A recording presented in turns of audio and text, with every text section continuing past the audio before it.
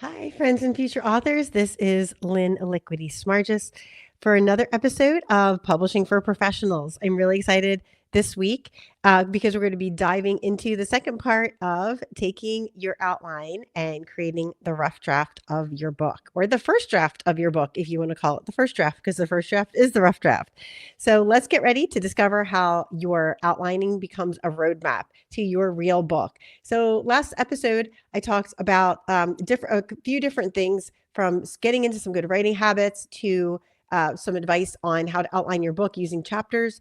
So today we're going to talk about some common challenges people have and solutions to those typical first draft issues. So one of the things I commonly hear my clients talk about is writer's block. So this, interestingly enough, writer's block is not a challenge that I really have. It's extremely rare that I get writer's block, and I am definitely the anomaly and not the norm. So I think, and that's because I'm really good with ideation. It's just one of my gifts that I have. So I don't get writer's block. So that is, again, another reason to reach out to me if you're getting writer's block and you're like, God, I just can't get past this. Definitely reach out to me. And even if you don't need to use me full time as a ghostwriter, you can always just use me for a few consult sessions and I can help you just get out of that stuck spot. If you don't want to go for a whole package, that's perfectly fine. I love helping people get out of those stuck spaces, and we can manage to do that in probably 3 sessions. So definitely reach out to me if you're having stuck with writer's block. So one of the things I like to tell people is, if you have writer's block, one of the best things to do is to just stop writing and get up and maybe just go outside and even walk around your house in circles. Your neighbors might think you're crazy, but this really works. Or just take a walk around your block. Take your dog out if you've got a dog. If you don't have a dog, just take yourself out. Walking for 10 minutes. It is amazing how that clears your head and helps you get ideas. Another thing you can do too is and being outside for me really helps. Sometimes I just sit outside, and sitting outside helps just with getting a flow of words to the paper. Sometimes you can just do what's called a brain dump, and just, if there's something that's worrying you and that's why you have writer's block, or something in your head you just need to get out, just literally get a notebook or pieces of paper or whatever and just start writing whatever's in your head that is bothering you on the paper. And if you've got like 5 sheets of paper, that's perfectly fine. Just staple them together, put them aside. And that way, if it's out of your head, you will get that roadblock unblocked. So, and sometimes you can't get writer's block unblocked, and sometimes you just have to come back to your work the next day. So give yourself some grace. If you do need to do that, don't worry about it. It happens to everybody. All right.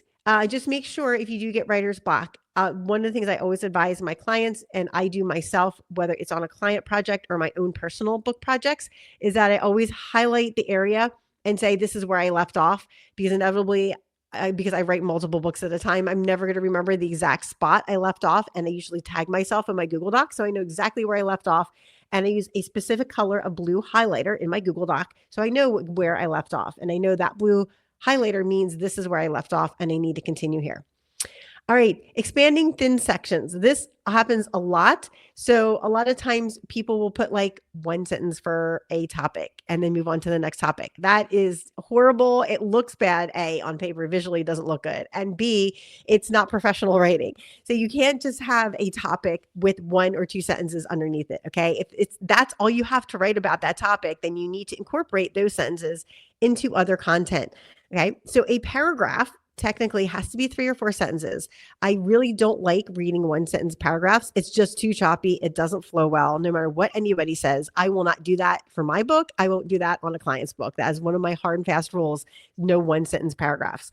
So make sure that when you're writing, if you have a thin section, a thin meaning like you might have your last section is like 8 paragraphs and this section is, 1, maybe you expand that 1 paragraph.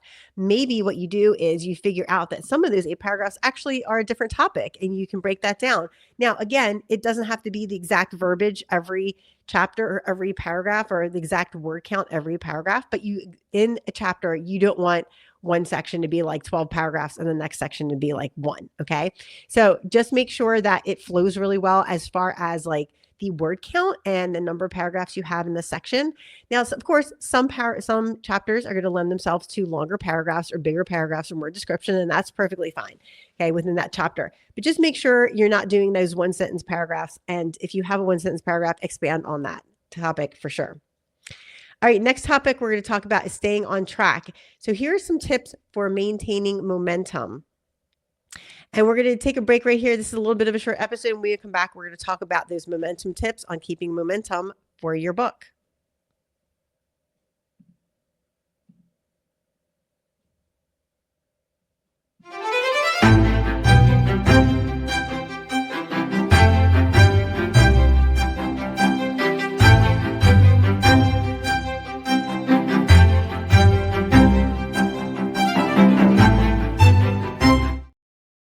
All right, my friends, we're back and we're talking about keeping momentum for your book and some tips on writing your first rough draft on the Publishing for Professionals podcast today. So, tips for maintaining momentum. One is track your daily progress. Okay. So, if you have a progress tracker or you don't, there are some great free ones online. You don't even have to like download a progress tracker. You can just keep it in a notebook, right? And write it down every day or keep it in your phone on a note.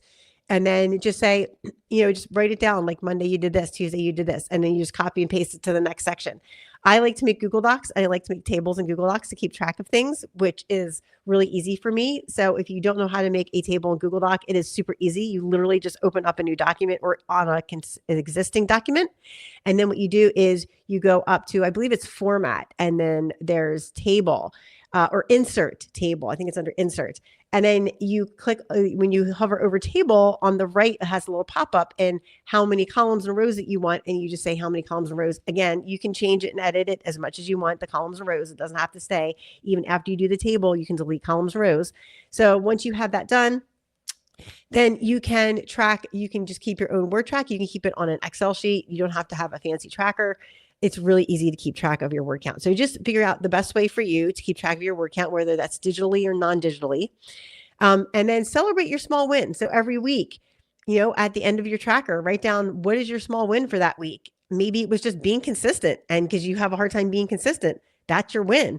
Maybe it was surpassing your word goal of 500 words for the week. Okay. So if you have a word goal of 500 words for the week and you've written 600, that is awesome. Celebrate that win.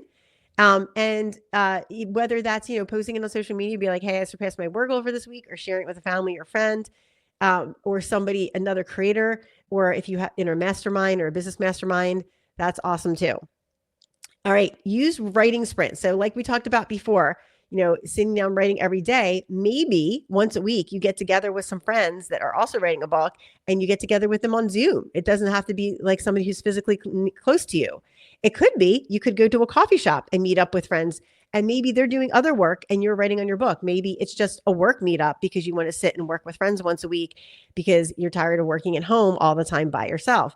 So maybe it's Friday afternoon between 1 and 3, and you meet up with these friends at a coffee shop and you guys grab coffee and you just put your heads down and work together. And then maybe at the end, you do some critiquing of each other's work if that's something you want to do. Whatever it is, right? You make it work for you.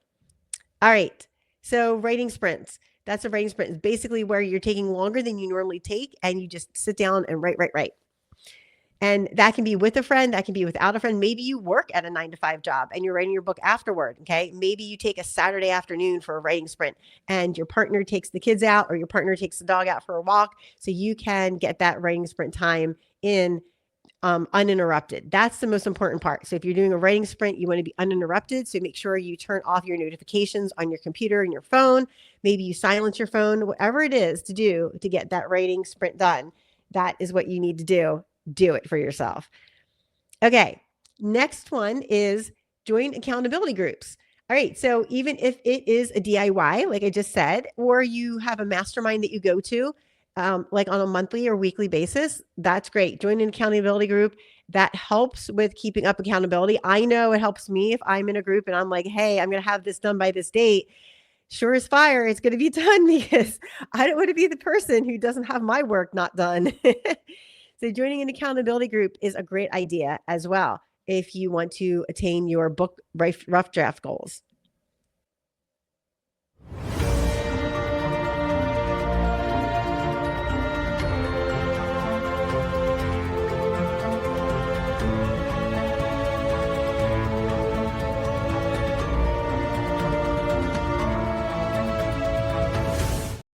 Hey, friends and future authors. It is Lynn Liquidity Smart just back again. And we are talking about This still is the first half. Accidentally hit that video button. Sorry about that. We're talking about joining accountability groups. So whether that accountability group is one you've formed and just said, "Hey, let's get together every week," and just for a informal accountability group. So it doesn't have to be super formal. It can be very easy DIY. So like you get together with your friends. Like I said before, we'll use the previous example at a coffee shop between 1 and 3 p.m. And everybody can be from a different vertical. And it doesn't matter with an accountability group what verticals you're from, because accountability is accountability, right? So if you say, "Hey, I'm doing this accountability group for the purpose of finishing my rough draft, and this week I want to write 500 words, and I want you guys to hold me accountable." So whoever your accountability partner is going to text you Wednesday and be like, "Hey, how close are you to your goal of 500 words?" Right? So that always helps to have an accountability partner, and that you're an accountability partner for them to make sure you're getting your work done. So whether that is an informal group that you make yourself, or you join an informal group, or you join a formal group, right? There's lots of masterminds that have accountability as a part of them.